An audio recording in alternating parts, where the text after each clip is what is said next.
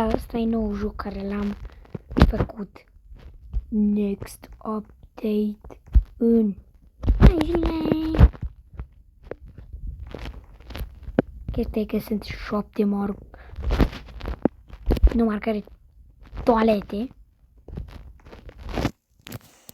Și dați like ca să nu înceapă să zboară copacii.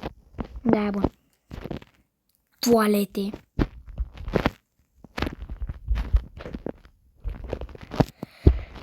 Și este asta de aici. Nu știu de ce nu pot să mi le cumpăr. Că Robux, dar nu pot să mi le cumpăr. Da, foarte interesant. Acolo e Robux VIP-ul. Cumpărați VIP-ul, luați cel mai bun skip toilet din tot jocul. Da, eu nu pot să cumpăr că sunt creatorul. Așa mai tristă parte. Am aici un noob gigel. Ce faci, bă, gigele?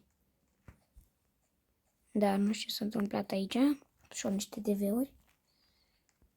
Da, nu poți să mergi pe aici, nu e nicio intrare secretă. Deci, dar am pus ceva toalete, sunt doar 7. Ok, de bine. Am pus rock toilet.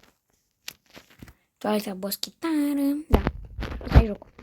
Like ca să nu explodeze mapa și să zboare copacii.